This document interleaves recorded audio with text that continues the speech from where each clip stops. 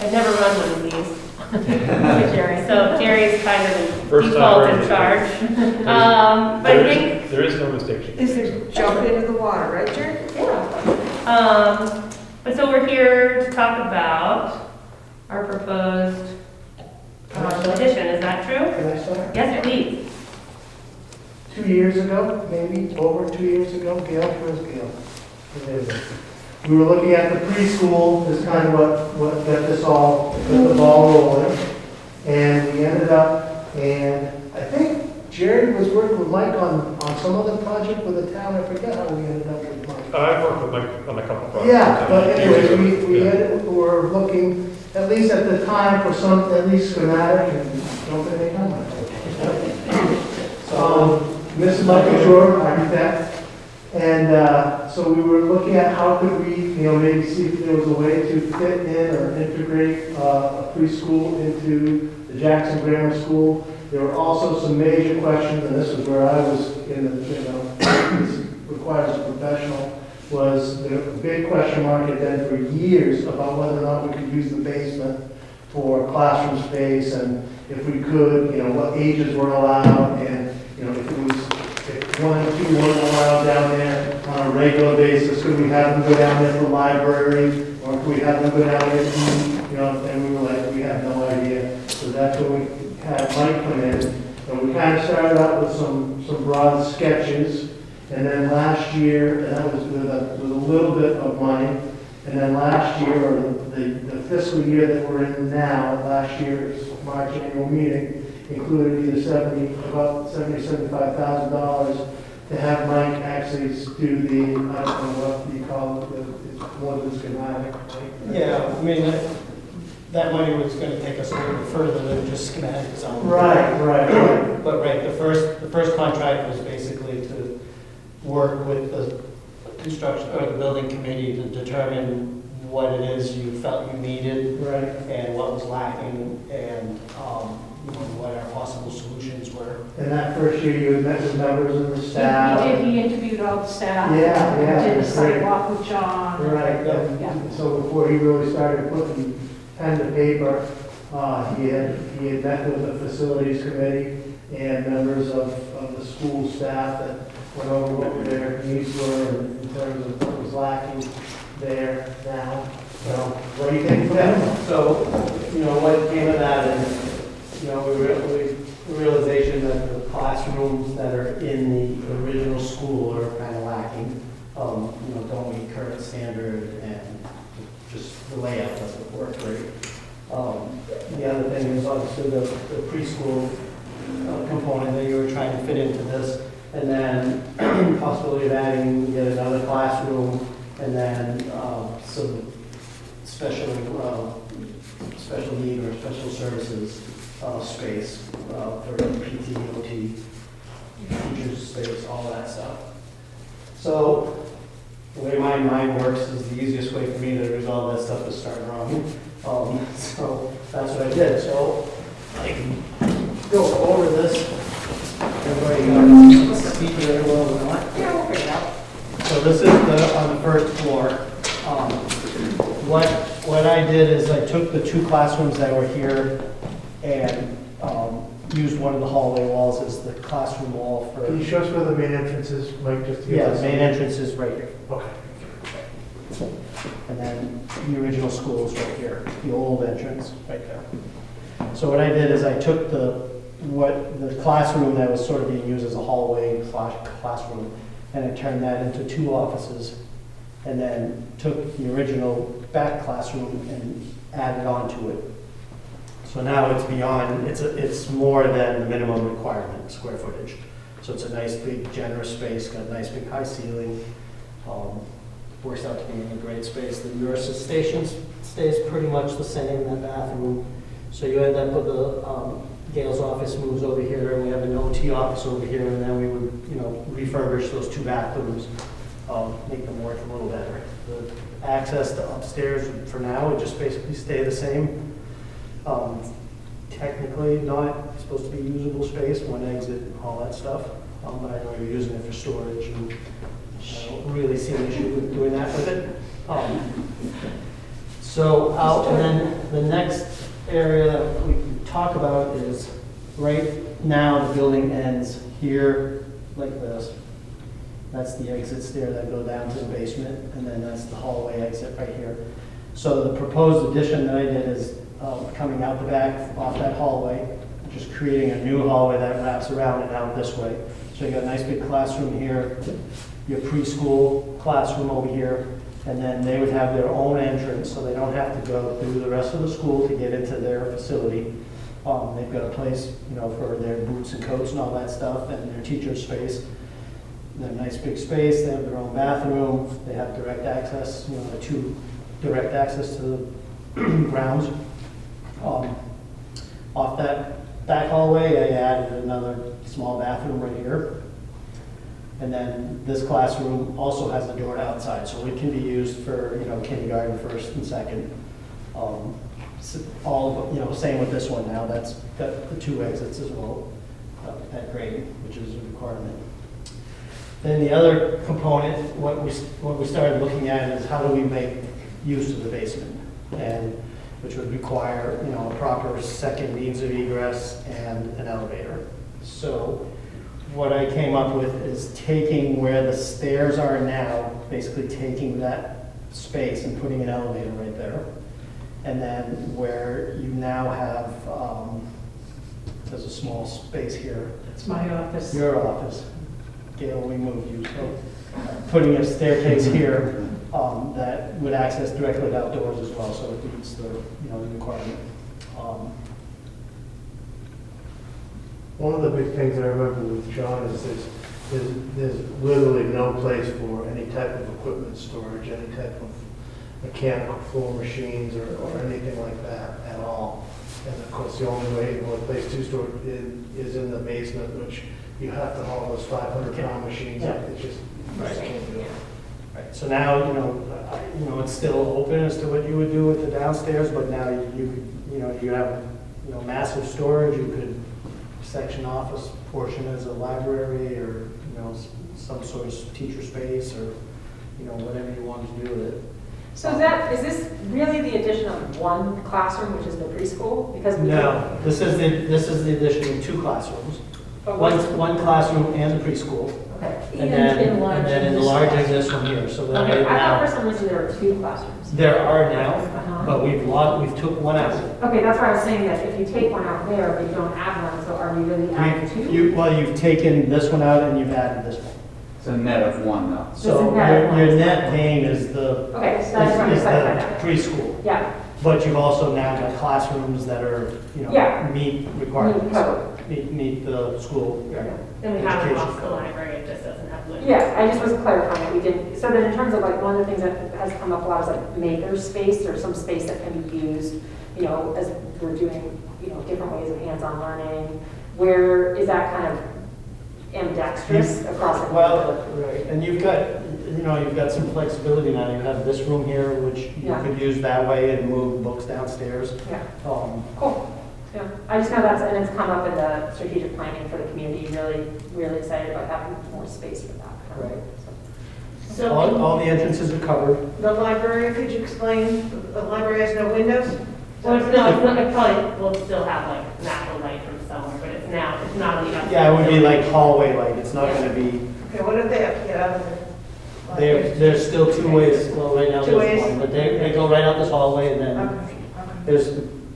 that's the one thing that's nice now is you've got like one nice clear hallway that goes through the whole place. And, So there only one thing is why I'm really excited about everything that's going on here is that we've had lots of discussions over the years about how we use the basement, how we use the upstairs, and all of it was just kind of theoretical discussion between people that don't really know what we're talking about. Yeah. The nice thing about bringing on a professional is that when you need to know like egresses and things like that, they cover all those dots and all of those T's are crossed before we even actually start the conversation.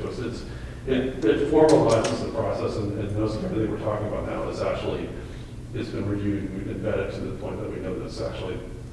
Because having spent so many years in a school and being 10 minutes away from Sandy Hook, I'm going to tell you, I am hypersensitive. I mean, I look at signs in classroom windows now, for, just because of we had a number to know where, you are, so the police had that information. So I'm kind of hypersensitive about that. Sure. But the other thing I'm hypersensitive only because I live in Jackson is that our radon level, we're going through now to monitor it, and we've been told, the levels, we had it tested when we bought the house. But, like yesterday, in that storm, we went to 17. And because of the pressure and stuff like that, I guess this guy at the library trustees was telling me it's because of the outside pressure and stuff. So I was wondering about the basement usage Well, long-term. I mean, it's, I don't think anybody's talking about it being classrooms Right. where kids are spending all day down there. Right. If you even end up using it as a library, you're down there for, what? Short periods. Yeah, a short period of time. The inclination may be to keep library space upstairs and use all the downstairs for storage and faculty function and keep kids out of it, which to me is still a more ideal scenario.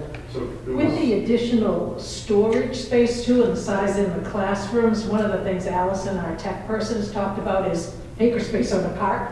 Each classroom could have their own corner if you didn't have a big space that everybody shared. You definitely got more space for storing the materials and And you might have dedicated space downstairs for so some storage. I think it was 2 years ago now, maybe 3 annual district meetings ago, that we were discussing the basement gym, and you said, because we were asked a question, and I put you on the spot, and you said, listen, if we're gonna be using the basement, then we'll have to go on full-on study on mold and air circulation and radon, things like that, and we haven't done that. And that's kind of what this is about, is that, if we're gonna be considering using the basement, say, whether it's even just for storage and for our employees, we'll wanna do that study, we'll wanna do the mold issue and that kind of thing. That's kind of why I think you suggested, Jim, that let's get real about At this. one time, they wanted, because of the flooding, they put in a false Yeah. pool. Yeah. And being a fisherman, I thought, you could cut a hole, So you like it? Yeah, exactly.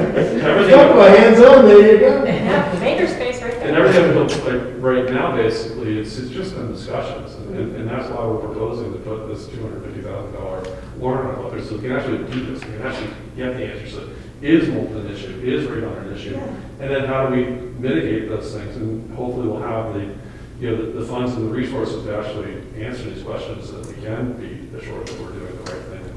Bartlett did a mitigation at the school for radon. It was so inexpensive, It wasn't that expensive. So I mean, inexpensive. We had to judge of both houses that I owned in the valley. Yeah, usually they just drill a hole in the floor and you've got a pipe going up with a motorized back panel. We had one in place before the new addition. And you would have to ask George about the details of it, but he talked to me about the radon mitigation system, so you might have information on that.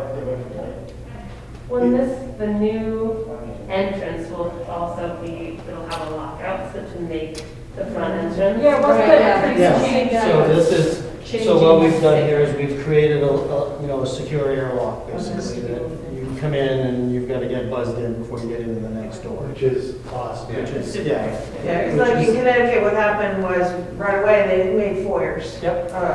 So you had an outside door, and then you got into if you could get into this next section.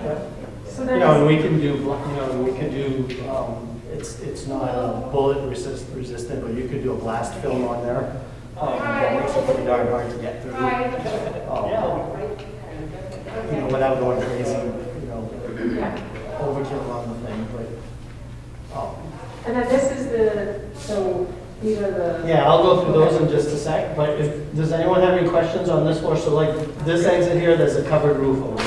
Yeah. This exit, there's a covered roof over it. They have a little, kind of a gable cover entrance over there, the entrance over here. So your entrances are pretty well protected. These are not, these are just the way they are now. How much square feet, like, the rooms, the renovated room here? They're the room sizes, Yeah. they're a little over 900 square feet. That's a good size. This one here is like close to 1,000, I think. Yeah, those are. So nice, yeah, nice sized rooms, right, yeah. So really the only two rooms that you have that are not, you know, kindergarten first, second, because you don't have direct access to outside, is this space over here. Would we consider changing like windows to doors in those classrooms while we're at it? You could if you needed to put, there's a good grade change there too though, right? Those, are I mean, it's not that bad, but, You get eaves there now, I don't know how. I mean, you could put doors, but, and you don't need to if Yeah. you know that's not gonna be your, you know. We always know there are going to be kids above second grade, so Right. we're going to need space for Right. them, so. okay. Yeah, well, thank you for doing that. So now I'm in the basement. So the basement, what's happened is that was where the staircase was. So we're gonna have to excavate this area here and below here for a pit for the elevator, to get the staircase in. And then this one would just lead up this way. So you end up with this space here, and, you know, it's whatever. you say. And correct me if I'm wrong, this wasn't the, like, $150 elevator that you get down at the. No, this is a real This is elevator. a real elevator. There was one at the common town hall that. Yeah, no, that's a joke. I don't know why anybody would even go in there. This is legit. Yeah, they make like a Lula, you know, it's Yeah, we talked like a about light elevator. Yeah. You know, and they work in places, the nicer ones, but they're still expensive, you know, maybe not quite as much as these, but you can't load them. They're really the size of a person in a wheelchair and someone behind them, and that's about all you're gonna fit in. And so it might be potentially usable space in this area, just that square room. Yeah. Yeah, the rest is your mechanical and your electrical. So if we move over here, this is your front entrance now. So this roof here, all of this right here is new. And then that's the preschool. So that's the preschool entrance right here. They got their little roof over the top of it. Yeah. This, nothing looks different on this piece here. This is looking towards the old original entrance. So this right here is the bump out. This, this piece of the school right here. Yeah. So that's this pushed out. And I tried doing it like a continuous roof. It just looked too big. But I mimicked it and dropped it down, and to me it looks like it was always there. Yeah. And then all of this back here is the new classroom Nice. out in the back. So let me go this way. So this is the pushing out the existing classroom in the old space. This is all of that new classroom and the backside of the preschool area. And then this is the other direction facing the preschool in this direction. So again, I would suggest we just build it the same way, big trusses, like adding trusses where you got a bunch of space up above for mechanicals and stuff, but not any kind of functioning space, just mechanical space. Just to match the character. Yeah. One of the things that's good to see is just drop down roof lines. Every time John looked at these, Stokey looked at these designs, he was concerned about how we would do that. So I think dropping it down and bringing it out actually makes a lot more sense. Yeah, and then the thing with doing that is when you're trying to marry roofs, you'll never get them exactly right. You know, there's always gonna be a bump there, or it's just not gonna look right. Dropping it down just makes it a lot easier. And then there are propane tanks right there too, and those, because of excavating and everything. Yeah, things sunk are in gonna time. have to get relocated. You got some power lines, buried lines that are gonna have to move as well. But could we sink the propane while we're at it? I think you can, if you go to 1,000-gallon tanks, I know you can put them underground. Nice. Mike, how about the mechanicals and the sewage and that? You guys on sewage here? There's things to be moved, yes. You have a septic system here, so. Yeah, the village, there's no. They won't have to redo that with the increased capacity? I'm not anticipating that. It's And then going to be that- more of an HEB or civil question, but. So here, half of the building is up here, the other half of it is over here. And it's to the point that, we haven't added students and we've only added one classroom. So, This looks really And good. 2 bathrooms. In fact, we're, 2 bath, but the bathroom, I mean, there's only so many people Net, using net. them, so. we actually have an underuse problem, not an overuse problem.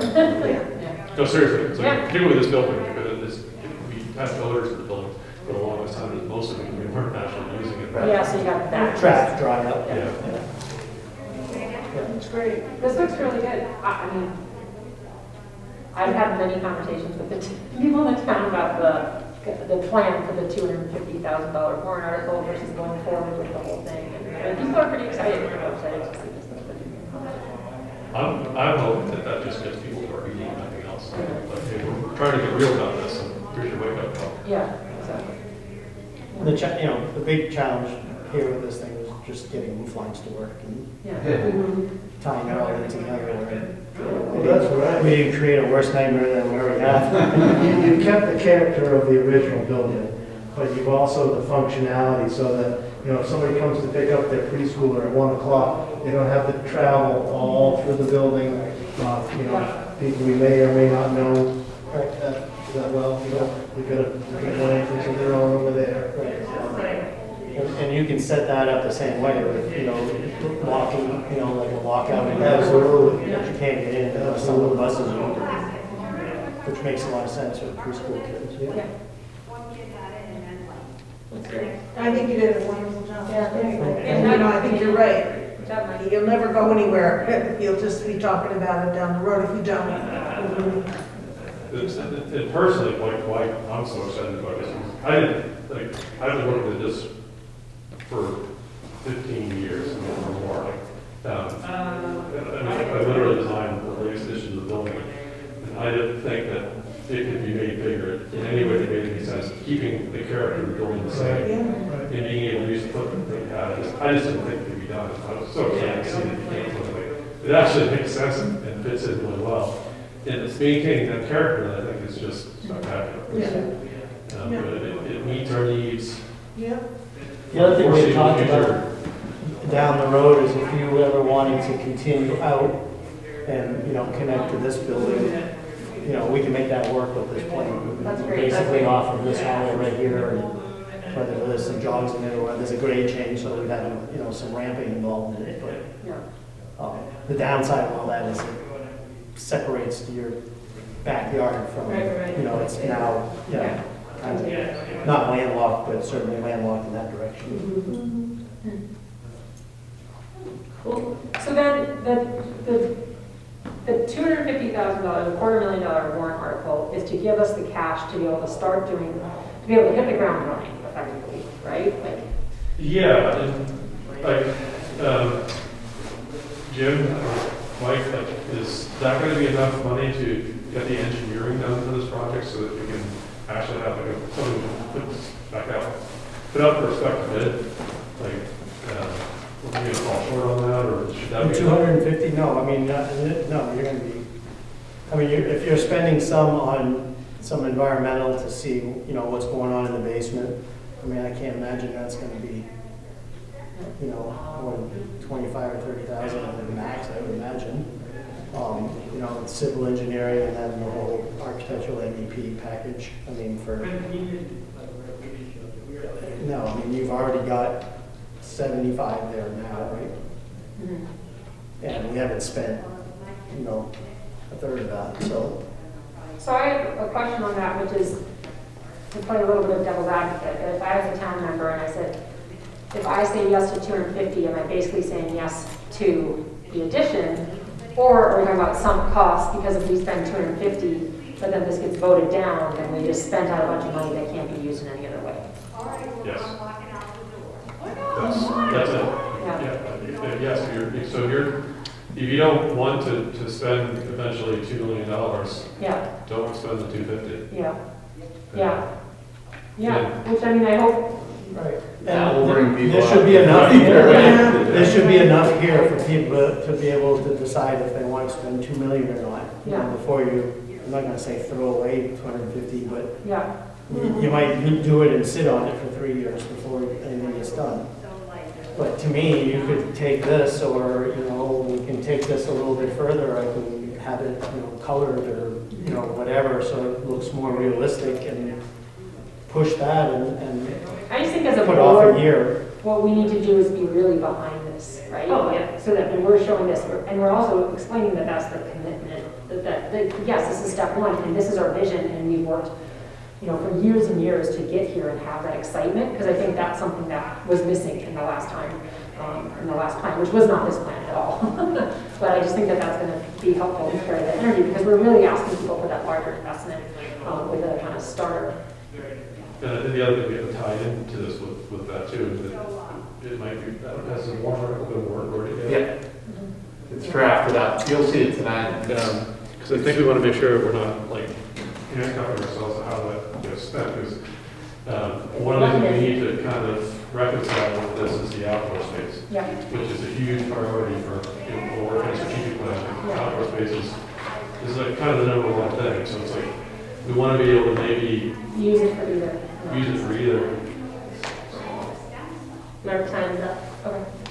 I'll say one thought more about how we rally people. I think also advocating for we're doing this now in part because of the building costs being what they are. That's And so this is how to be fiscally smart. I think we're rallying the town on that. It's generic. Yeah. Cool.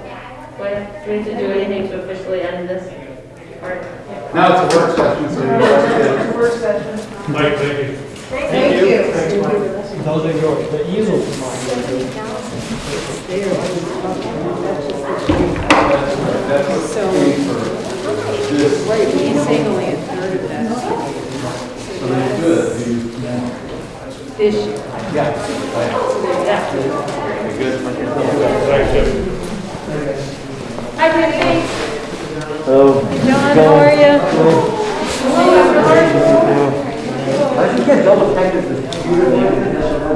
That's always an issue, so you might want to double that, triple check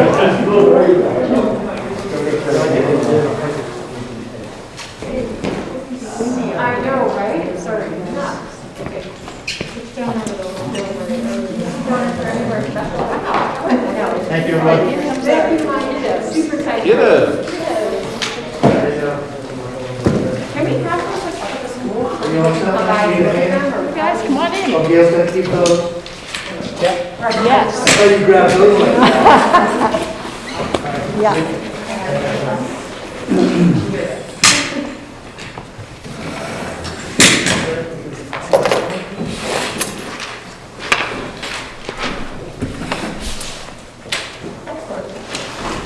Thank you. Thank you, Mike. We'll call this part of the meeting to order. Yes. And we'll approve the minutes from 12/20/21. So, Second. Everybody in favor? Come on, let Melissa get here. Oh, sorry. Melissa's computer's not in favor yet. My computer's not happy, but I'm good. Okay, I got you. Are you good with the minutes? Awesome. Starting citizen comments. We have folks here tonight. Thanks for coming. Nice. And then presentation of school programs. We just did our work with Mike. May I request that our students do their presentation Yes. now instead of waiting till my Yeah, next that's right. That would be great. Awesome. So,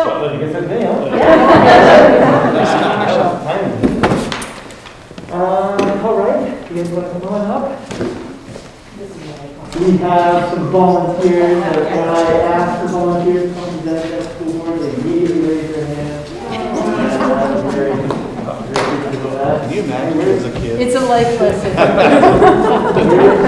It's okay?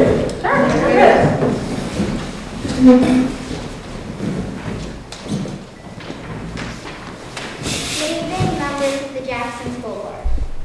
I'm Alda, and as a tradition at JGS, the 5th and 6th graders compose and submit essays for the annual Daughters of the American Revolution, DAR, essay contest. Each year, the DAR organization develops an essay prompt. Hello, I'm Helen. The essay genre is typically a historical narrative, which means we write a fictitious essay that takes place during an important time in the United States history. This year, the essay topic was Tomb of the Unknown Soldier. We researched this topic, created characters, and developed a story plot. Good evening, I'm Ivana. In addition to writing the essay, we chose a topic related to the time period and designed a slideshow to share. I will share the slideshow I created, and Helen and Alda will share their essays. Enjoy. And now I give you Helen. My essay is called The Tragedies of War. I will see you in a few months. Alex pulled me and Jane into a bear hug, lightly kissed Ma on the cheek, held baby Anna's tiny hands, and he and Pa gripped each other's. He motioned for Sasha, his husky Shih Tzu mix. She trotted over and looked back at us, giving me her wolfish grin. Little did we know that would be the last we saw of Alex. Dear Mr. and Mrs. Dell, I am sorry to inform you that our top field medic, your son, had not returned from a bombing of his medical post. We could not find his body, assuming that it burned, but his dog is alive. She is badly scorched, and we are sending her home to you. My deepest apologies, Commander Brand. P.S. Your family is invited to the Tomb of the Unknown Soldier ceremony in Arlington Cemetery, Washington, D.C. I dropped the telegram and sobbed into Pa's chest. Jane burst into tears and basically crashed into me. Ma held on to Pa, and baby Anna started wailing. All of us had tears in our eyes by then. All we had for dinner that night was tense silence. Nobody touched their plates. When Pa came into my room to say goodnight and tuck me in, he also told me not to worry. Rather, to honor Alex's memory and not to blame myself. He sympathized, saying it would be so hard for a young woman of only 17. Despite his efforts, I just ended up crying harder. We packed for Washington a couple of days later, and for the first time, baby Anna came. Sasha had come home a day ago and was still recovering, but need be was coming back. We got on a train station at 3:30 p.m. and boarded. The train was warm, yet it did nothing to help my mood. My brother's fiancée, Celia, a beautiful woman of 22 with raven black hair and startling blue eyes, was already in the train car, soaking the velvet seat coverings. Ma gasped and seated herself next to Celia, being careful of Anna. Arlington National Cemetery's roads were crowded with gravers, a sea of sadness. My grandparents, my cousins, my aunts and uncles. And the soldiers carrying the casket wrapped in an American flag for my brother. Their uniforms were perfect, not a badge out of place. My whole family, plus my brother's fiancée, Sasha, and I took a horse-drawn buggy to the actual gravesite. An Arlington lady named Ava helped Ma into her seat, gently took Anna from her arms, and came back for me and Jane. Pa walked over with his brother and sat next to Ma. Gran and Pappy sat behind them, and our cousins squished into a row, shuddering against each other. And my Aunt Etha and Uncle Ralphie sat behind our cousins. Ava sat on the other side of Ma. Jane and I seated ourselves next to Uncle Nathan. All the while, a man in a professional-looking suit was holding out a carefully folded flag and saying something to Ma and Pop. He held out the flag to Ma. She took it, and that was that. The ceremony was over. Sasha got up from where she had been lying on top of my brother's grave, whining, but none had the heart to move her. My lesson from that experience was to honor those who gave their lives for our country, but I hope someday in the future there will be peace. And more dogs. The end.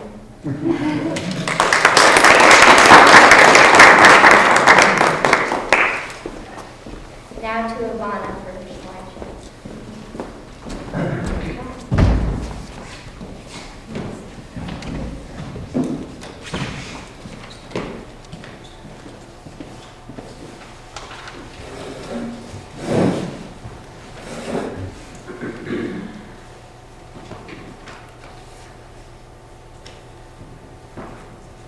I was interested in the Spies for World War I, so I created this slideshow.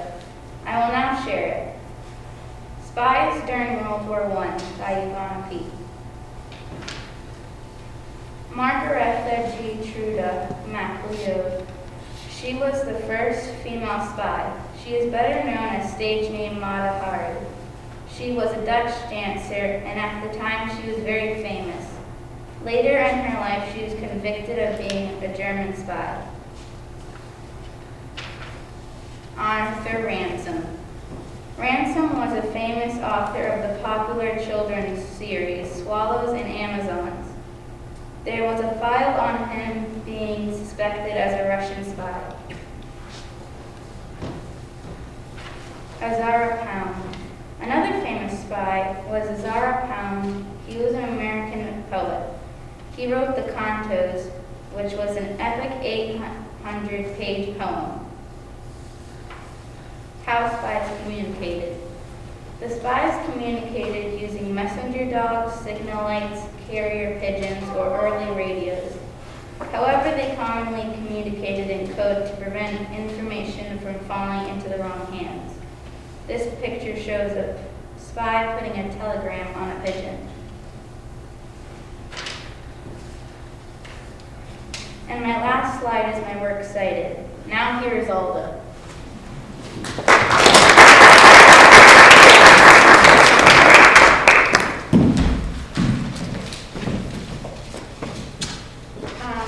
My DAR essay is called The Casket That Freed Us All. The telegram thumped softly on the ground as the delivery boy rode away.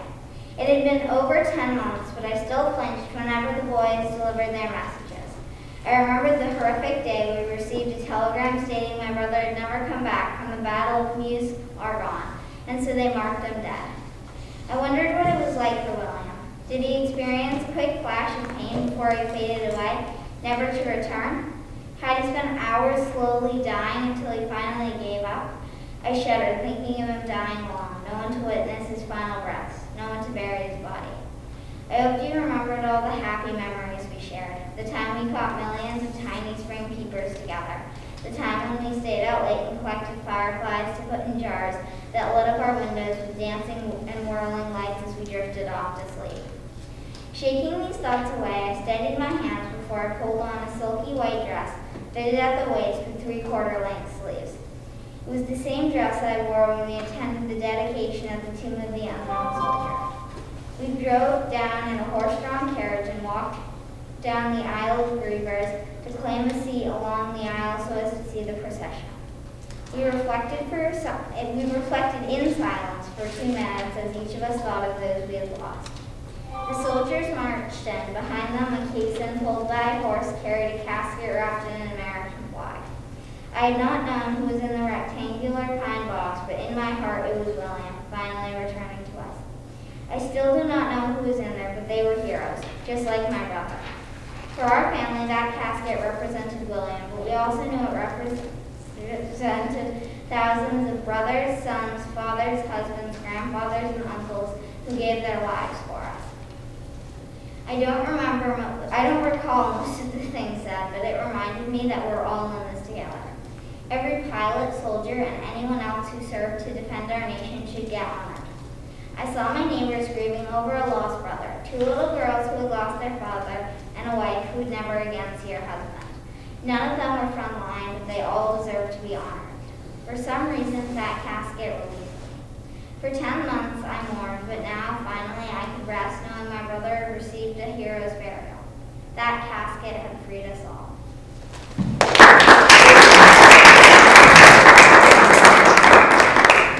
Well, we worked for about a month and a half on these researching and compiling information and synthesizing that and then putting it into these wonderful essays. You can hear their voice coming through really strongly. And we received some feedback from the DAR representatives. And I was going to share the email from I think it's Ann Coop, who is the DAR leader for this chapter, the Antiquity chapter. And I just was really, first of all, very impressed with how you guys held yourselves in front of everybody and speaking so clearly. So this is from kudos from the DAR representative. My committee has been reading the essays and has really enjoyed them. Thank you for supporting your students as they learn about history and continue to apply it to their written assignments. As a retired elementary school principal of Barnard Academy in Barnard, Vermont, and having been a classroom teacher as well as a special educator, I was very impressed with their application of the facts and the many different ways they express themselves. I even spent several hours researching the Tombman stories and being immersed in the topic so I could be a better judge. The other educators and I had great dialogue about each piece. You should be very proud, and I look forward to meeting each of your students. So typically we have an open house with, obviously we have to wait to see how things go, but they come, the AR women and representatives come and present awards to the students and share annotated essays about their essays that they had read of the students. And then that's why the slideshows are another component. So when they come to the that event, each student created a slideshow and they go around and take a look at these other inspired topics from the DAR prompt. So like Ivana did it on Spies. They did it on cats in World War I, and Helen did it on dogs in World War I. So it's the 100-year anniversary of the dedication of the tomb of the unknown soldier, and so they had to imagine that their brother had passed away in World War I, and then had to also reflect on what it meant to be patriotic. And so you can see how that came through in their essays. So did you have any questions for these authors over here, these writers? They developed that all by themselves. You want to field some questions, guys, or you want me to do it? So I think it's really exciting that you got that kind of response from the DAR representatives, because it really shows that the work that you've done was engaging and got people to think.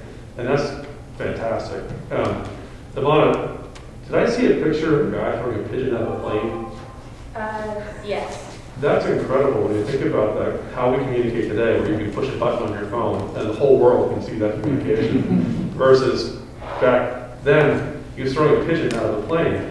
But I'm wondering today, I mean, it was only 100 years ago, which in the grand scheme of things was actually pretty short. And it's amazing how far we've come. But I wonder if you were a spy today and you wanted to communicate secretly, maybe the best way to do that would be to throw a pigeon out of the plane. No one's going to hack into that and know what you're talking about. So, really, really cool that you found that kind of information and shared it with us. So thank you. So if Mr. Doherty starts raising pigeons, keep an eye on him. Nice job, ladies. Very nicely done. Thank you, Mr. Marshall. Yeah, thank you for taking the time to come out and evening parents. Thank you. All right. Thanks for sharing this.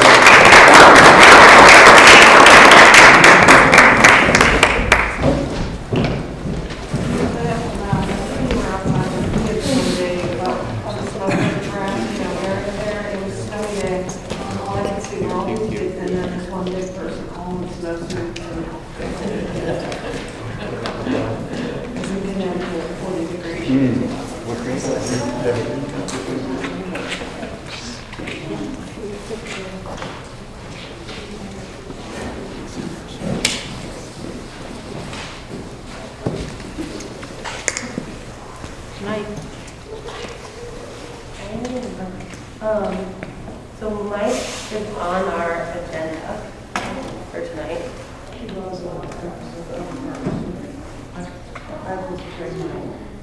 School programs, FYI.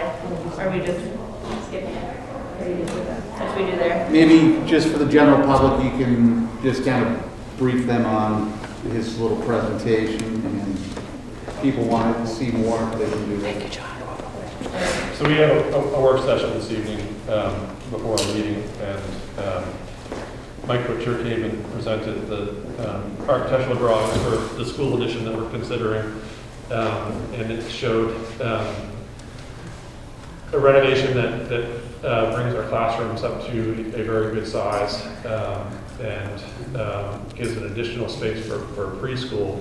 And we're going to be asking for a $250,000 warrant article this year, separate from the operating budget, to bring those renovations in addition to the next level. You know, we're going to engineer them out and prepare them to spec for bid so that hopefully by March of 2023, we can bring a bond to the floor that are in the district meeting for passage and really adds that really needed space to our school down there. And that's what that was about. Thanks. All right. Old business, tuition contract. Good. Do we need to add any information on that other than just, so we're having a meeting the 26th? The 26th at 6 o'clock. Is the next cooperative school, cooperative planning committee is meeting then to discuss the next stages of that. And that does tie in a little bit to the tuition contract bid. And just again, a heads up to the board that by 2023, we have to, if we're not planning on re-upping the contract, that's when we will have to notify the common school board about that. At some point, we probably need to decide tonight that we need to, as a board, consider whether we want to recommend a cooperative or not. And I don't think that we need to do that before the 26th. But sometime, probably, I guess probably after any district meeting, we can wait if we need to. It depends what happens on the 26th, what we'll be tasked with. We haven't been tasked with yet with whether we're going to actually recommend the board go with a cooperative or not. But at some point in time, we'll have to, as a board, decide whether we want to, as the Jackson vote, decide whether we want to have a cooperative or not have a cooperative. I would say that we can wait until kind of after the 26th to see where the committee wants to go and the information that they want from each individual boards. That's going to be the next step in the process. At some point, we'll have a discussion as a board whether or not we want to recommend a cooperative and what that looks like. I think we're probably pretty prepared to discuss that at any point in time that we want to, as far as the information that we have. So when it's time to do that, I think we'll be pretty prepared to do so. Thanks, Jerry. And as far as how that ties into tuition, my personal feeling on it is that that's what's really going to happen. Is that we'll have to really, at some point in time, if we're going to continue using Kennett High School, we'll want to have discussions about what does the tuition contract look like and what will we be looking for, and how does that work with the whole valley as a whole. But we've got time to kind of sift through all of that kind of stuff. Great. And then instructional issues. First reading. And then first reading of policies. Gail, you were at the meeting that went through all of these policies. We want to. So somebody should make a motion to approve all the policies. Okay. And I then mean, vote on them to individually. approve all the policies in a cluster or something like that. And vote on them individually. Second. Thanks. And then we need to go through them one at a time. So you can, are they letters? I don't know. Yep. Are they letter Number designated? one is EDBA, accountability of instructional materials. Or just read them all. JCDAD. Okay, so what you can do is you can read the letter designation of what it is, Okay. and then ask if we'll have any discussion or comments. And if we don't, then we can vote on that one individually. All right, so EDBA, accountability of instructional materials. Any discussion? Vote on it? Yep. All in favor? All in favor? Okay. Unanimous? JCDAD, drug-free workplace. Any discussion? All in favor? That's unanimous? DAF, administration of federal grant funds. Revisions are based upon the auditor's recommendations and following these laws as a requirement to accept federal funds. Any discussion? Okay. Unanimous? GBG, employee protection. Any discussion? All in favor? GBJ, personnel records. Any discussion?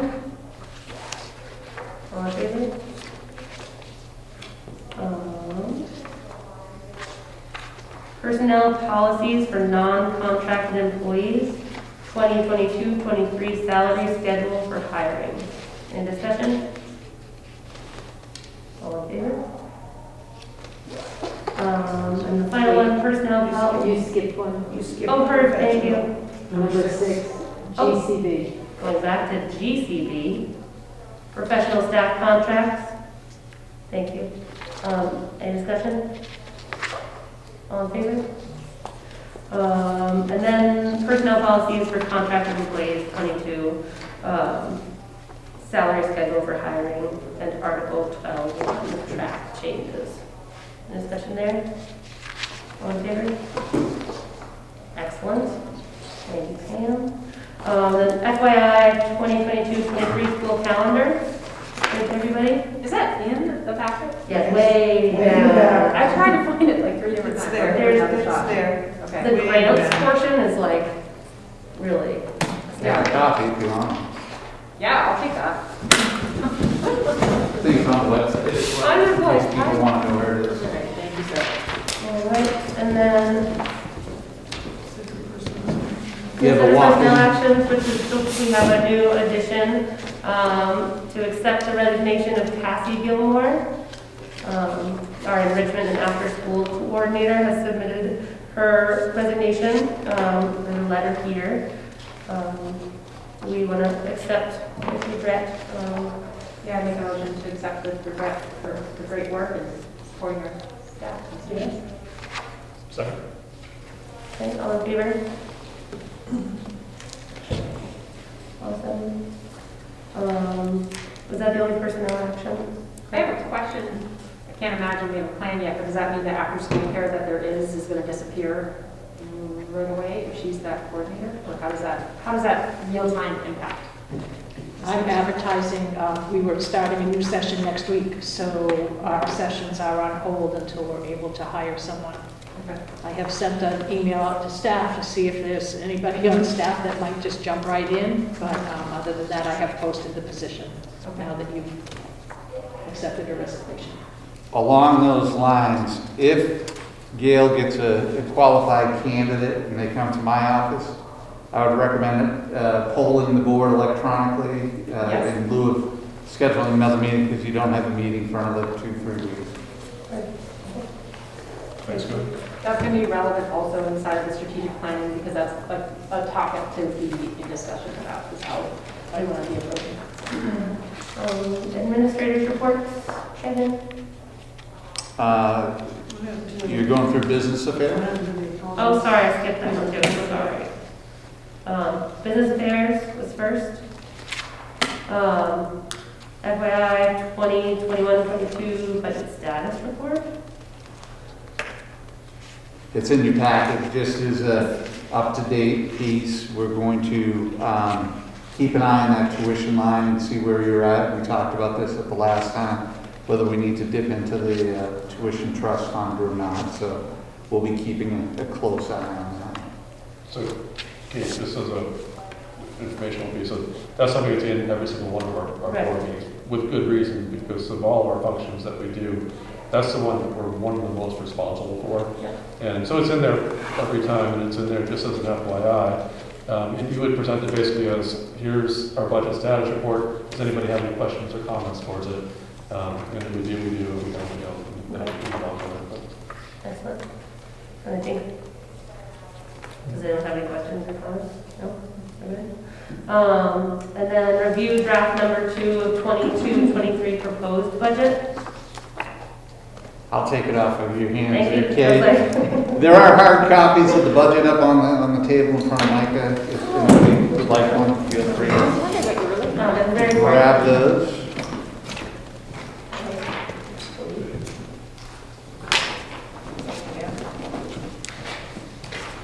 So you folks had a first look at this last time, but I think it's always a good process to go through the second time to get an understanding. So we'll start off with the summary of your budget itself. Overall, your entire budget, including high school tuition, middle school tuition, Your operating budget here is actually down $135,379. Okay, so it's down. As far as the lines go and some of the increases, so the salaries, including all adjustments to wages, there are some adjustments that were approved through the Personnel Committee to raise some of those wages, as well as any performance and any increases to salaries, also including the consolidation of the library media tech position. So the reorganizations that we went through, and I'll go through some of those in the lines themselves, that equals $108,246. Health insurance, the increase is 12.73. There were also some adjustments to some part-time positions, which then were combined, so there's some increases in benefits for staff members as well that we budgeted. And we do a best guess of what we're projecting as far as personnel costs go, and those are in. And then you'll see retirement and workers' comp. So the increase to the salaries and benefits, that $179,000, that's the bulk of the entire increase there. If you flip the page to the second page, you'll also see this is really,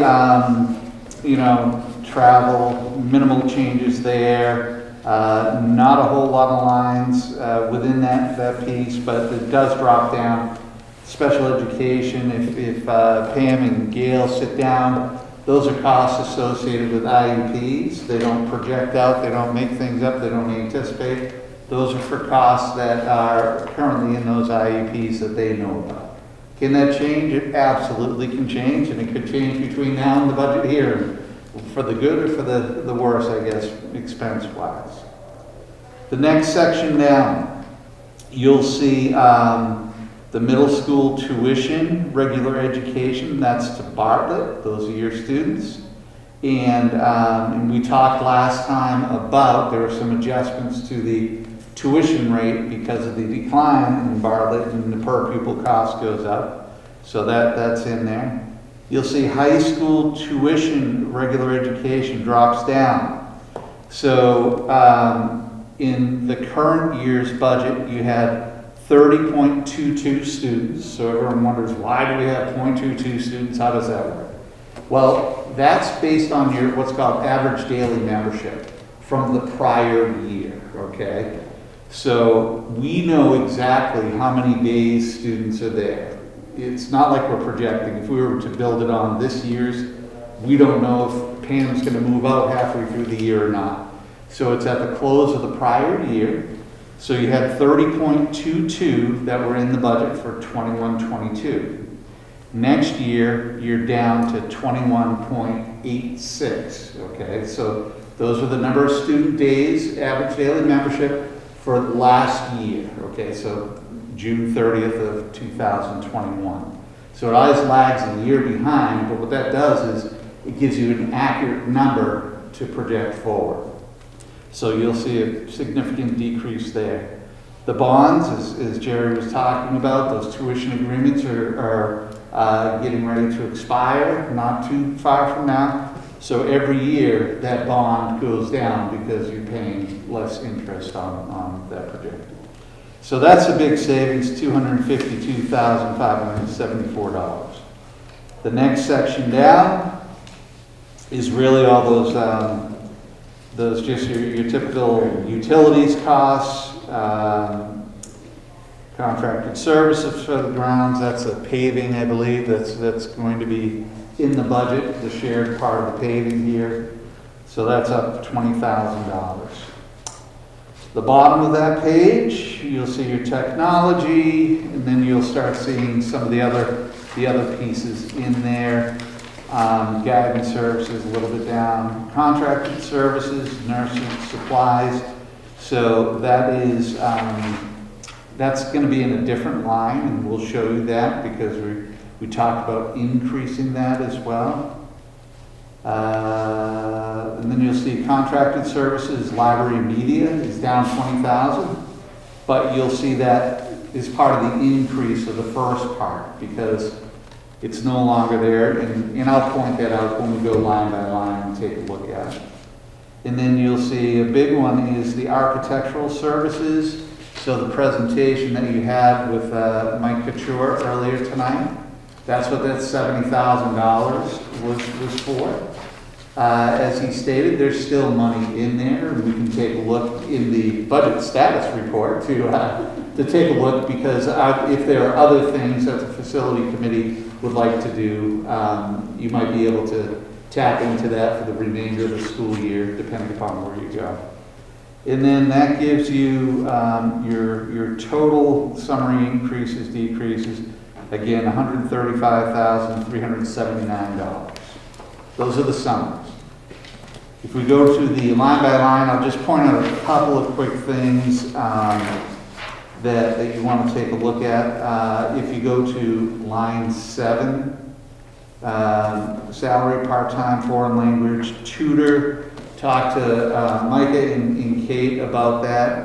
We're going to have a personnel committee meeting because there was some discussion at the last board meeting about what if it's a certified person, can we pay them a different rate? So we'll get going on that, and if that needs to be changed, there's still an opportunity after the budget hearing to amend that either up or down, however you choose to. The rest of the lines on page 1 are pretty static, if you will. They don't change a whole lot because those are the personnel that you currently have in place, so there weren't a whole lot of changes.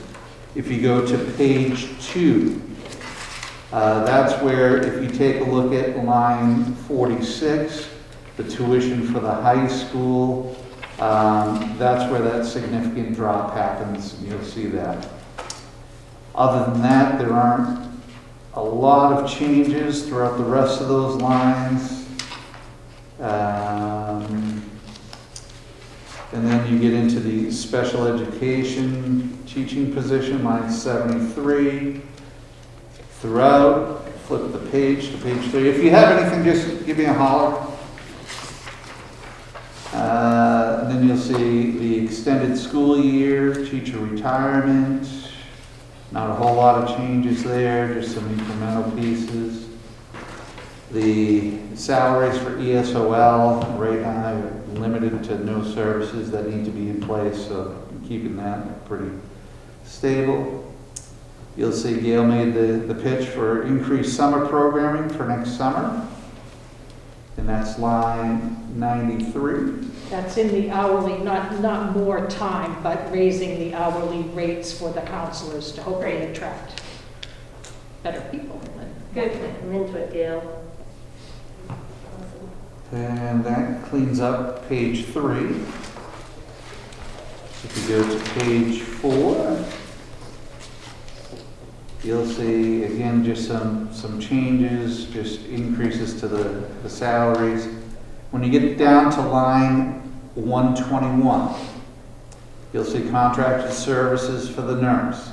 So you folks at the last meeting said, or a couple meetings, to have a half-time nurse here on board. So that 121 is zeroed out, and then you'll see a new line, salary for the nurses, and that's $25,000. And with that come, some other statutory benefits you have to play. So that's a little bit different. You had contracted those services out of Bartlett now to have somebody here more often. Finishing off page 4, not a whole lot of changes there. Go to page 5. And page 5, down to line 131. Actually, 130 and 131, again, you will see some changes there. 130 was that shared service that you had. And you'll see the line below it, 131. That's the technology, library, media specialist. Hopefully you find somebody with the skills that can do both those jobs. And, it's probably going to be easier to fill a full-time position than it would be to try and contract somebody or find somebody 10 hours a week for this and that. So that will be the plan. Along with that, you'll see line 133. Now, with the full-time person, you have to add the benefits as well. We do project out what those are, so the salary may come in a little bit higher, may come in a little bit lower. In the health insurance, we budget for a 2-person, maybe somebody that doesn't need the health insurance, somebody with a single plan, or somebody with a family plan. So we again, that's pretty standard to do that. And then you'll also see the teacher retirement is a line that has to get added. That's at 140 line. So when you add a full-time person, there are all associated costs that go with that. Down to line 148, you'll see that contracted services for the library is zeroed out. So worst case scenario, I think there's enough money in there that you could go back to kind of what you do have, but it would be much better to have a full-time person on board to make that work. And that is a required position under the school approval standards. Library media specialist is a position that's required for elementary schools. And does that one come with the sign-in bonus that we've extended also? That's in the budget. Cool. And then the bottom of page 5, your whopping salaries and your services and census. Page 6, you'll see those pieces come in, the treasurer, the clerk, audit, legal professional services. And then you'll see some of the other pieces that are in there at the bottom lines, 159 through 167.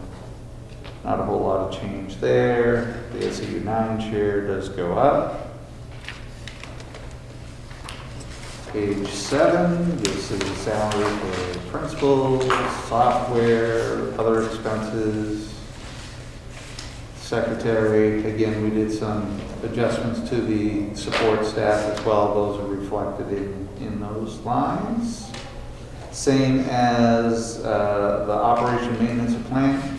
Those are your custodian and maintenance folks. And then you'll see, let's see, not a whole lot of change. The rest of the lines down there on page 7. And then you get to page 8, the utilities, contracted services for the grounds on line 210. That's that increase for the paving that you'll see. And then the next section is your bus drivers and transportation pieces. You'll see there's a modest increase overall for that. And at the bottom of page 8, you'll see your field trips. Page 9, again, a little bit more transportation. And then the big one you'll see is that line 236 is your architectural services, so that's where that comes out, 70,000. Food service, you have to budget that. It does cost money to run the food service program. And that is your summary of your budget. And then you'll see a breakdown of the grants as well. And those are anticipated numbers, so those can change. So I don't know if you have questions. Just a few comments. First, it's, given everything that's been going on at the SAU, it's just astounding to me that you're able to put this together and get it to us when we need it, how we need it, and in the way we need it. And thank you for that, for everyone at the SAU, because it's, I mean, I don't know how to do it. I really don't. Neither do I, Jerry. No, I have great staff there. We have great administrators. You can't say enough about them. We have new people in the office. People like Pam and Katie, Jim, step up. Before every one of these meetings, it's like we have 2 or 3 meetings that we go through. Question: do we have the answers? Do we go through? It's like studying for an exam all the time. I have to, Bridget Willett has just been, she has been phenomenal, and she's a keeper. I look forward to having her there for a long time. And I think it's just important for us to kind of acknowledge that the depth that all of your staff goes through to do this, because it's not the kind of thing that someone who's had a special education is supposed to worry about budget numbers and things like that. Most SAUs, most districts that have these kind of things, there's other people that handle that side of it so that you don't have to. And it's just thank you that you all take the kind of care and concern that you do to get this information so that our schools work and function the way they do. Second, I would say that, you know, these kind of positions that we're looking at, like that we used to share with Bartlett, and this is going to be a problem that's going to continue in the future for us. And we do need to continue to be creative on how we deal with these things. Food service, how are we going to, like, when we lose our current food service person, how do we replace that position?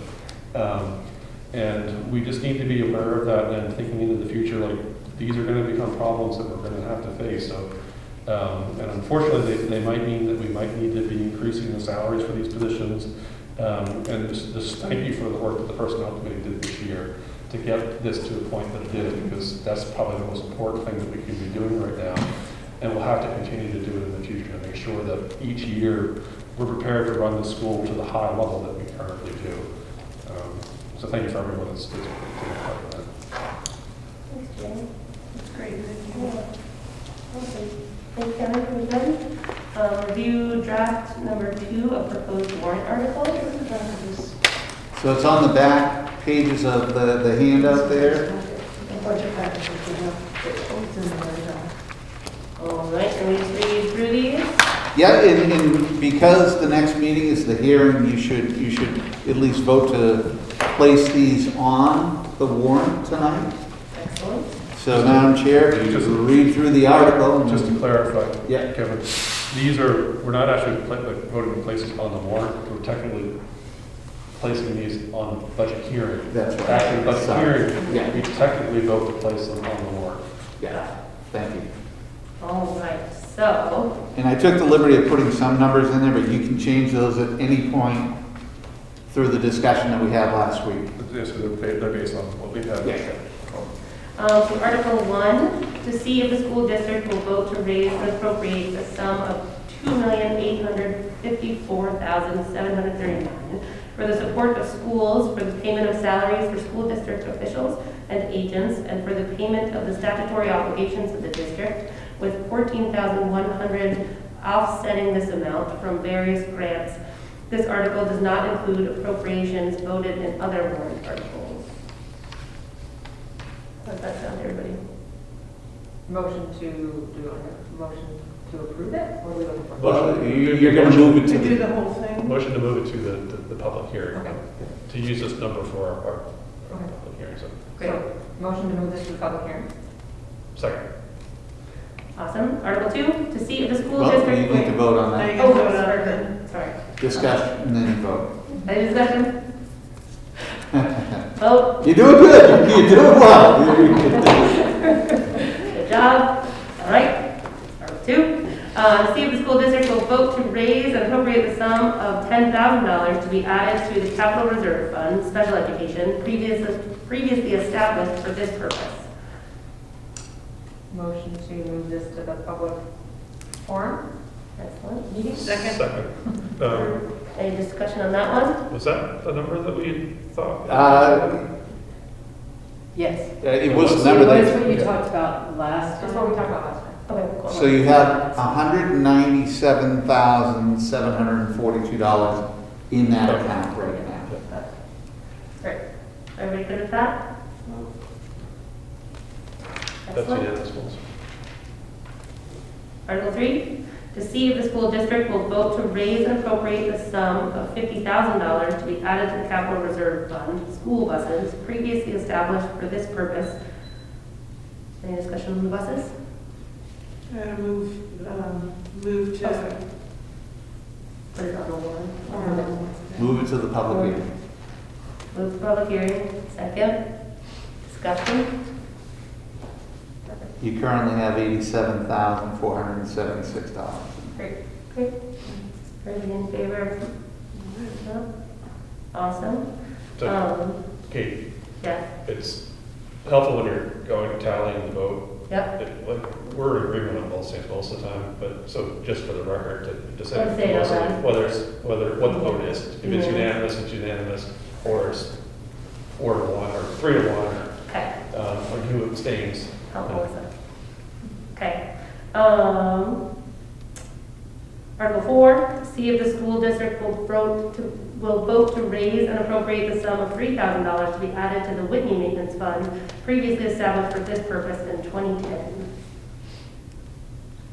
Move to have that for the public hearing. Second. Any discussion? Yeah, $48,428 in that account at this time. Excellent. All those in favor? Unanimous. Article 5, to see if the school district will vote to raise and appropriate the fund, to raise and appropriate the sum of up to $30,000 to be added to the expendable trust fund, tuition trust fund, previously established for this purpose with such amount to be funded from general fund revenues. So moved. Someone want to move that? Oh, wait, that's the next. You made a one. motion? Oh, Was doing. second. Discussion. Move it, second. Excellent, discussion? Discussion. If I might? Yes. Yes. You have $77,000 in there right now. You do have a shortfall in your tuition line in the current year's budget. So this $30,000 is a good addition, because if you have to take money out, which could be $50,000, $60,000, you could almost drain that up to protect yourself in the future. So that would be a good number. Excellent, great. All those in favor? Unanimous.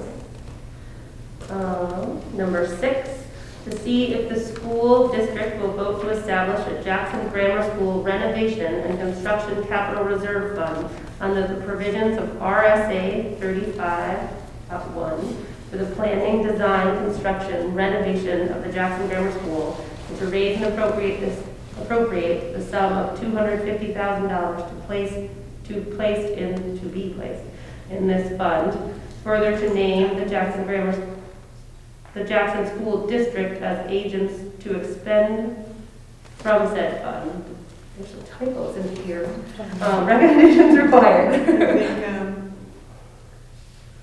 So I'll make a motion to have this on the warrant for the public hearing, with the addition of the word "be" after "to be placed," and I think the wording in the end of it is actually proper. The way it sounds it reads a little funny, but that's actually the way it's supposed to say there. Thank you.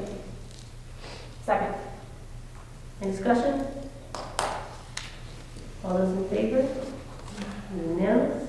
Pretty exciting. And Article 7, to transact any other business that may legally come before this meeting. You have to make it so moved. You don't have to vote on that. That's illegal. Okay. That's a legal requirement. Just because I'm a process person, I love this kind of stuff. Yes, please. Just to kind of clarify things, like Melissa's our official record keeper. Yes. And it's important how we be transparent in how we vote as a school board for things. So it's just so that she knows exactly how we vote is the most important thing. What's fantastic about Hank is that it's all on video. And if we are confused about something, it's really nice to kind of go back and review the video and say, this is what we talked about, how we talked about it, so we can have an understanding, and the public have an understanding of what's going on and how we discussed it. It's great to have Hank, but Melissa's our official record keeper in that sense. So it's important for the record that she knows exactly how we voted so that it can be transparent to the public. Yes, that's great. and not every group agrees It's true. every time. And then consideration of Bartlett tuition is next.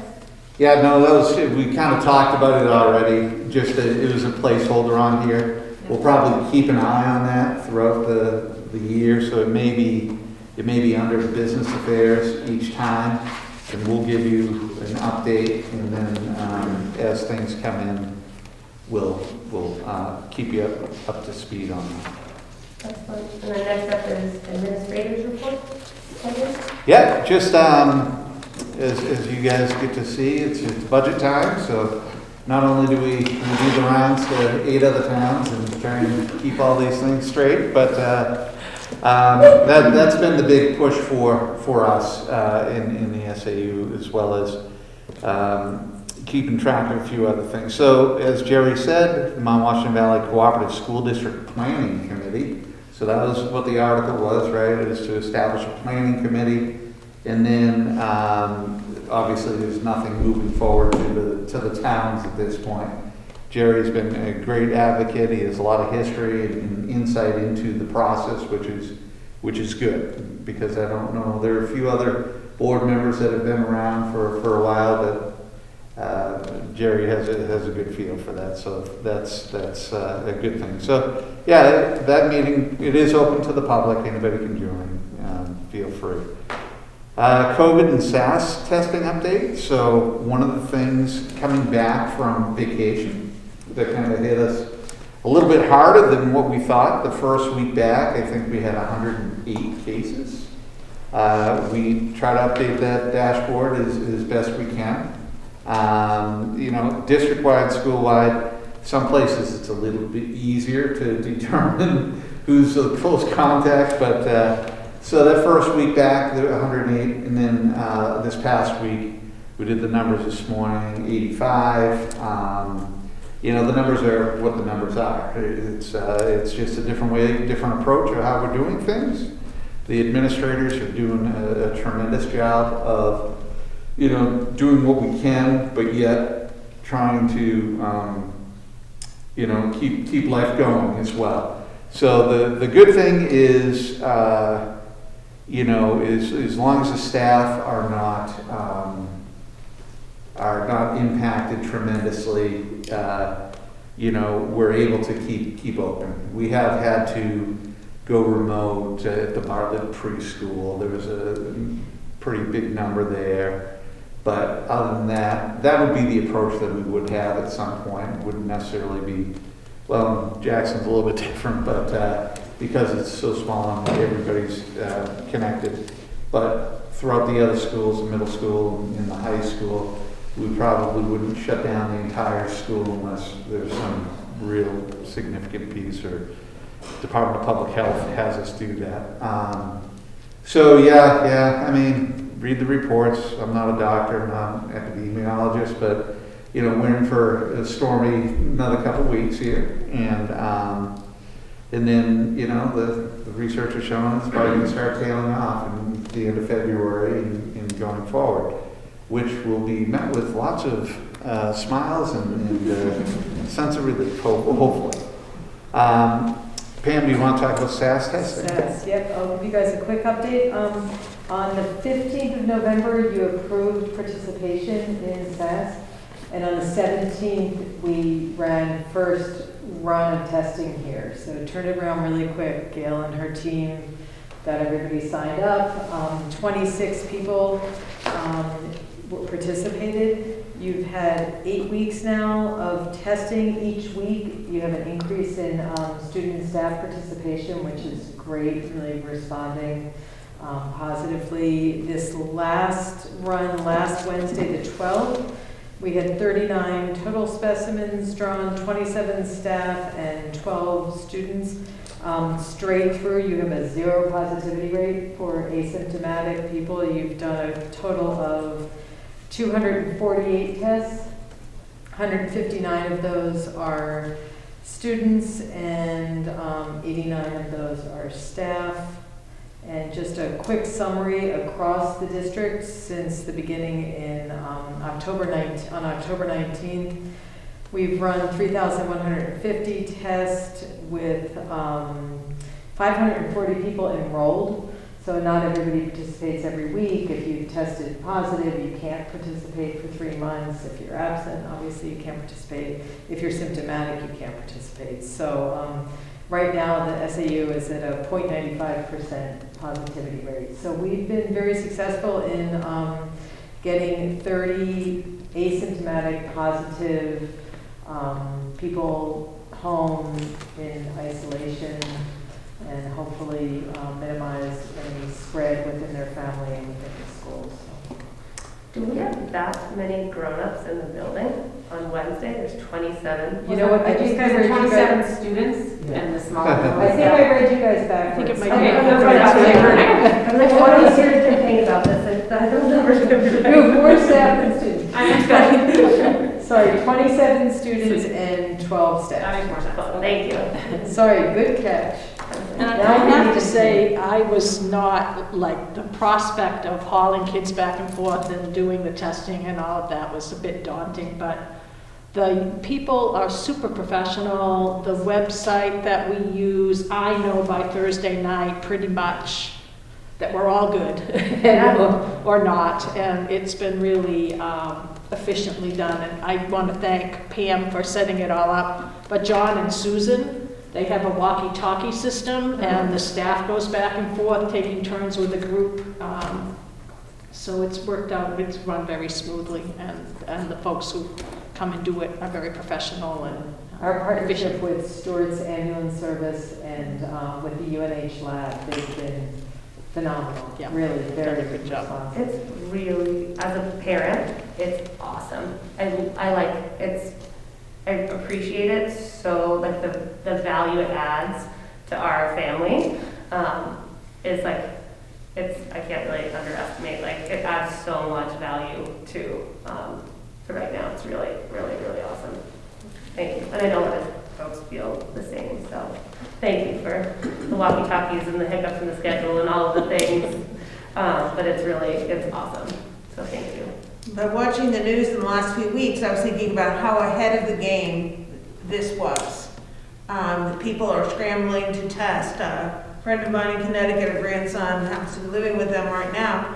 He has to test every time the kid goes back to school. I mean, the cost, the fun, and of course, finding them is all a challenge. And this has got to be, I would think as a parent, a calming thing to know that I'll be able to test, next week. So I was really pleased smiling when I heard this on the news, when all the people were scrambling, and that this district was way ahead of it. Thank you to Pam and the other support to get it in place when you did. So you're ahead of the game. Great. Can I ask a question? Has there, as like nationally, like kind of watching the ahead of the game kind of situation, that nationally we're watching a lot of school districts now requiring KN95 masks and improved masking where cloth masks are no longer recommended, surgical masks come second in line. Is the district doing anything, or the state of New Hampshire, anything? We're trying to get more and more. We put in requests for more home testing at the state. Pam put in for 100 cases. They said one case in school, so I asked for a moderate 10, but so we're just trying to get as many as we can. Yeah. And for masks, we did just get an order in of student size M, like in Mary 95 masks. And I thought, oh gosh, we had the wool pulled over our eyes, but we did some research and they have embedded in the States for students, they're 5 layers, so it's a little bit better. We'll probably encourage or offer them to students who are coming back from a positive case, and we do have some N95s that we're getting out to teachers, adult sizes. And so are you at a point where you're recommending to your building principals, to your folks that educators have been formally recommended? Yeah. Okay. Thank you. And the one other piece we found for everybody, and sent this out earlier, you probably sent it out to your people already, the federal COVID home test, that opened up today instead of tomorrow. So really easy to sign up. Those are the USPS So links, it's, is that what it is? what, pardon me? It's a post office link, right? It's the one that'll be delivered to the post office. Yeah, because you can register for it on the post office, which is kind of. Right, so it's covidtest.gov. COVID-test. And it was real super, it was It was very easy, it was the easiest. You get and you automatically will get 4. Now, what was interesting about a week ago, I don't know if you had seen this on the news, Vermont was talking about sending tests out through the mail. But then on on the test box, it said that it wasn't good below 35 degrees. Oh, interesting. So then I never heard anything after that, ever. And so, of course, here I don't have a problem because I don't have a post office that's outside, so I'm not worried about anything that I would be getting, but I've never heard anything more after that, so. A lot of people have been talking about that nationally because of the cold waves coming through, so pick up your mail right away. Don't leave it outside. Sitting in your frozen box. But I would say, I'm really, I mean, this is a trying time, and I'm really, really impressed with how the SAU and how our building principals, Gail, I mean, it's, you say you're not a doctor, and I can even say that word, but I won't be one. It's, the work you've had to put into this, it just needs to be recognized. And one of the observations I'm going to make is that this SAU 9 district and Jackson School here, whether you're a classroom teacher or Pam or you Kevin or you Gail, is that this just shows that how much you really care and are motivated by what's in the best interest of our kids. And that all the work that you do, really, it all comes down to that. You're really concerned about our kids on a day-to-day, year-to-year basis, and thank you for that.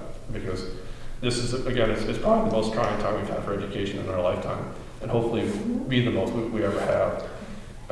And I know that you're all putting in a gargantuan effort, and it's really, really appreciated, so thank you for that.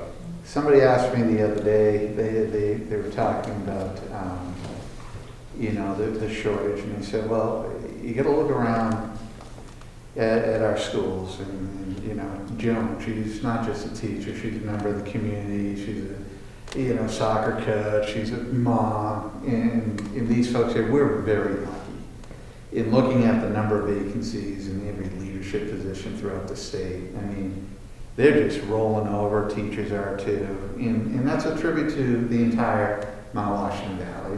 And I think when you go through that, as trying as it is, and Pam and I meet every morning, it's 7 o'clock exactly, for a cup of coffee, and it's like, okay, what's next? And the piece is, there's not a decision that's made that isn't about balancing the interests of individuals versus the entire group. And it's not always a popular opinion when you make those things, but we do it with conviction.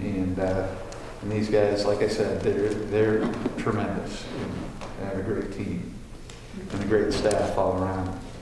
So, thanks for the compliments, the annual meeting, I just tried to check on those moderator and clerks are annual seats, and I know last year with COVID and some people weren't here. I know Sasha is if she's not official, you can appoint her as your school moderator. Yeah, she said yes. Yeah, she has to do it. So, do we have to appoint her on this meeting? You will if she's not officially. I don't know what the final tally of the votes were because those weren't at the school I wonder district. if we can do that. Can we just do it anyway, and then if it? Yeah, there you go. You can appoint her if she's if it's vacant. How about that? Can I make a motion to appoint it's Sasha vacant, Tracy as the moderator, or should the post be vacant? If the post is vacant. you can do that. Second. All those Well, I in think favor? it's vacant, don't matter if the post is vacant. Don't have the vote against. Okay. Unanimous. Okay, perfect. Awesome. Thank you. That's it for me. Gail? So, just to update you on the high school students this year, we had 17 students out of 23 make honor roll, which means that that's 74% of our students. Of those kids, 14 of them were on high honors, which is 61%. So, nice job to our high school students. We have 25 students enrolled at KHS. So we've inducted 5 more students into the National Honor Society at the beginning of December. And there are 3 students serving in the Key Club board and an additional 2 students as class representatives for the organization. So they continue to do well when they go forward to the high school. I also wanted to remind folks that have children, tomorrow's the 19th, right? Yeah. Carolyn McGuire wrote a book called Why Will No One Play With Me? It's about developing social skills in your children. So that's a Zoom meeting, and it's tomorrow evening, so I didn't want you to forget that, because Victoria, like each counselor has hosted, this is Victoria's special interest, so if you can attend, I would recommend that. That's all I had besides the SAS.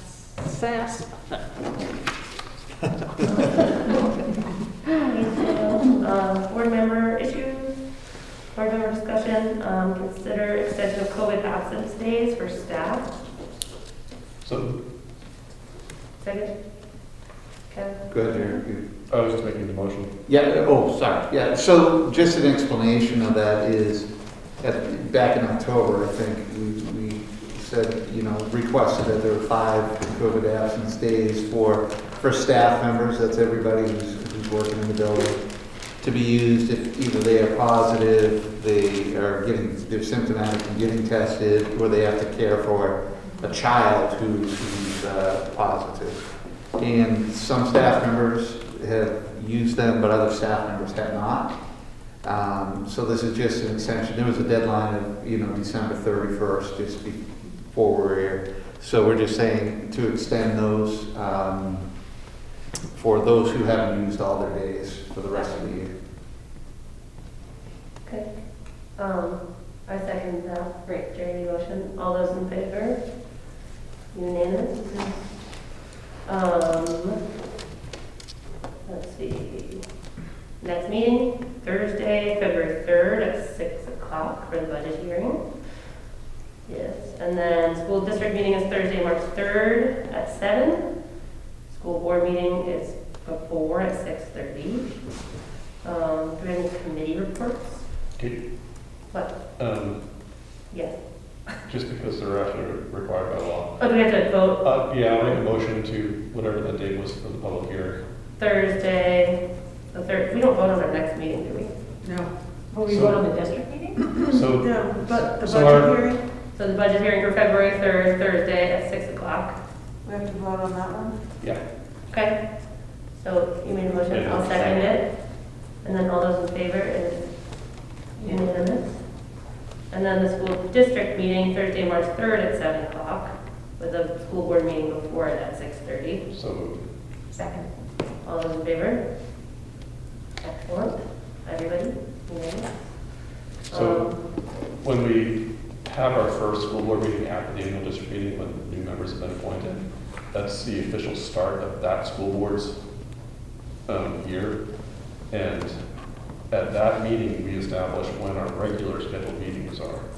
We're required to go above and beyond that to actually schedule the time and place of our annual district meeting and time and place of special things like public hearings and things like that. Public hearing for the budget is one of those things that we have to, our regular scheduled meetings, we don't have to make motions for, but anything that above and beyond that, we actually have to make. We don't have to make motions for technically, but we have to vote as a board to have those dates and times, dates and places Excellent. to make them official.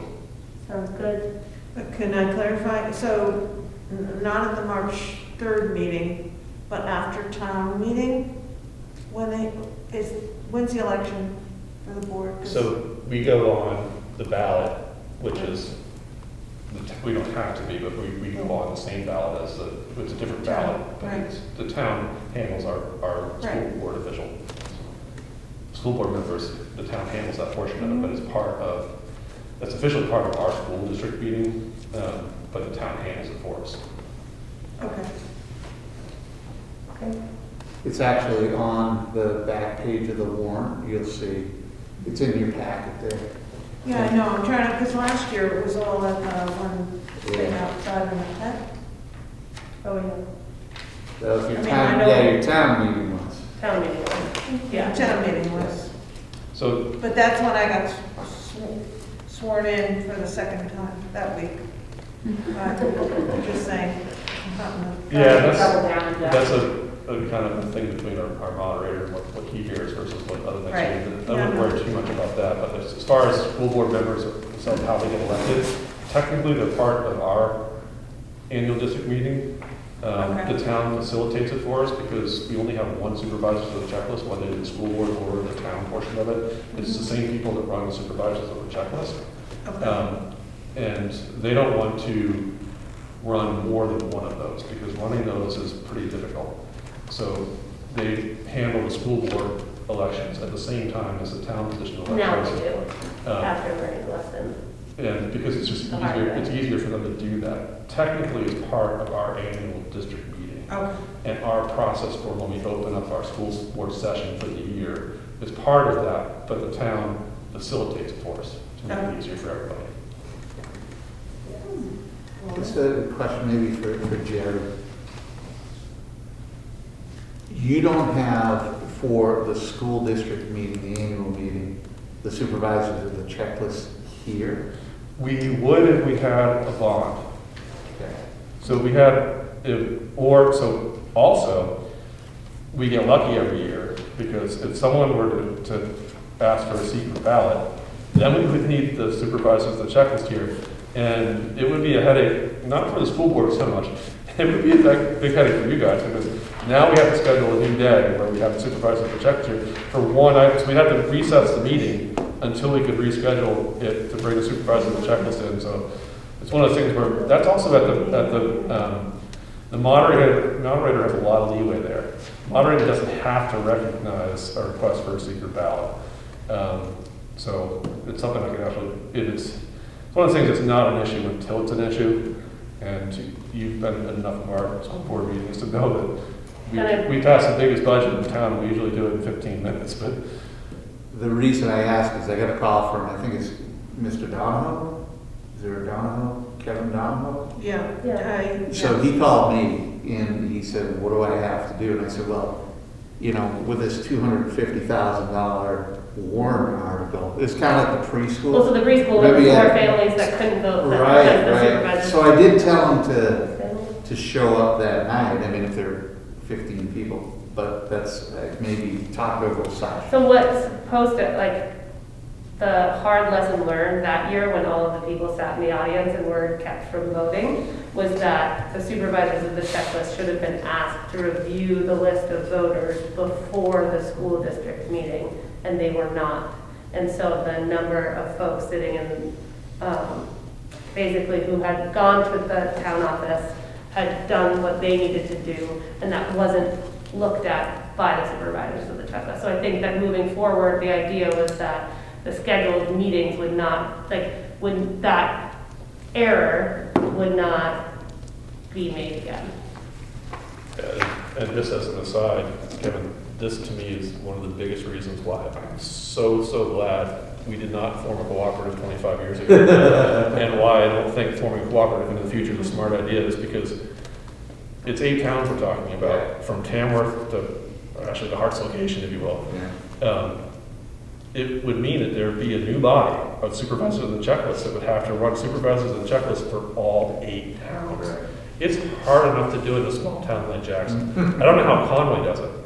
I can't see it being realistic in any way, stretch, or form to have a supervisor of the checklist for all 8 towns. And who would you find to even do it? I mean, you'd have to pay them something. It's not realistic. And that's one of my biggest problems seeing how a cooperative would work, because it's a supervisor checklist for the entire valley. I mean, you're talking, I don't know how many people it is. Is it 25, 30,000 people? I mean, it's a lot of people that you keep track of and you know where they live. But right now, we're in the clear. We have done the due diligence because these have been melded, so the supervisor checklist will be updating any new voters in time for this. Yeah, and that's important. Okay, I can double check with Karen. Yeah, I think that's good. Committee reports? Yes. Well, this and that, but we sent a strategic plan out to everyone.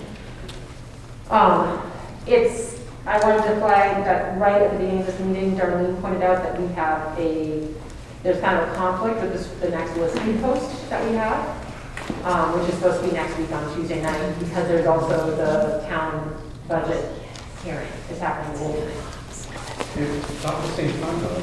No, I think the town should be done, I would think. Yeah, that's not what we They done. do it after, so Okay, so it's not a conflict. it shouldn't be a conflict. Yeah, I don't think it actually is a It just happens to be the same day, but it's, Okay, so then, right now, Should be okay. the plan is, and I will reset that, is that Gail and I have since talked about making a Zoom meeting so that we can have more people come and also not have a bunch of people here at this point in time.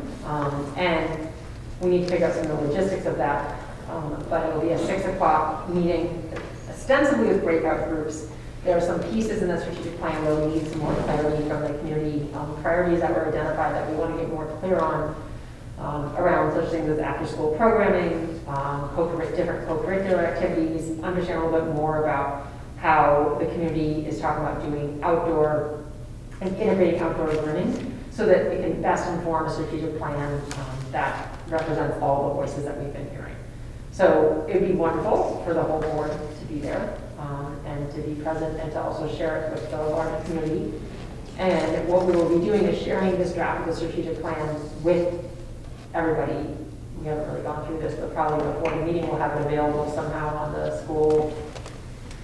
Maybe you email it out, something like this. Does that sound right, Joe? Okay. It's Tuesday. It's Tuesday. Yeah, and it's actually, so it'll be 6 o'clock is what we had said.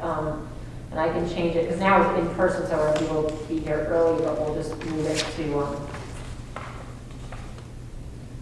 to 6 o'clock. So at this point, what would be really good is, does anyone, having seen the strategic plan, which is mainly Kate and Darlene, because Gail and Jerry and I worked on it together, is there anything that you guys want to change before it goes out to the school community? Or the community, it's not just. Right. Yeah. Right now. No, looks good. Yeah, that's great. That's really great. I would just say that, yeah, I'm on the committee, but you've been the energy behind it. So thank you for that. And thanks for taking what we give you and turning it into what you turned it into, because I don't know how to quite do that either. But thanks for the work that both of you have been putting into this, because I think it's coming along pretty well. It's been great. Yeah, it's like a really nice development, a great kind of community-focused achievement. Well done. Awesome, just good to know from us, from a board perspective, that after we have this community listening post, the next step will be for us to then finalize it, take that input, rejigger some timelines, and then bring it to the board to vote on it. And either, I don't know if we want to recommend to follow it for some sort of procedural situation. So just heads up for that. Awesome. Cool. Thank you. Any citizen comments? I'm sorry, I have one more thing about committees. At the end of our work session, we were talking about this. I really think that we should, Gail, do you have a plan for how we can get those plans so that, I mean, we're asking the town to commit to this warrant article. Having people be able to see this information would be good. Is it at the post office that those plans go up? Is it, can we email out the, a PDF with, you just pass it on to me with the plans so people can see it electronically? Like, I think we need to do some work to get people on board for this versus just assuming that they'll show up knowing that why we're asking for that $250,000. So I think that we can probably ask Mike if he hasn't already given the digital copies to Jim, to get us the digital version of it, and we can get it up on probably link from our website, from the town's website. Great. And from e-news would probably be the way to do it. And I'll check with Jim and Mike to make sure that gets done. Okay, that'd be great. Okay. Excellent. Thank you. No citizen comments? No. Excellent. We have no non-public. We adjourn. I'm gonna make a motion to adjourn. Second. All in favor? Well done. That was unanimous. Thank you. Nice job, Kate. Good job. Thank you. Thank you. Thank you. Thank you. You know what's so funny? Every person we've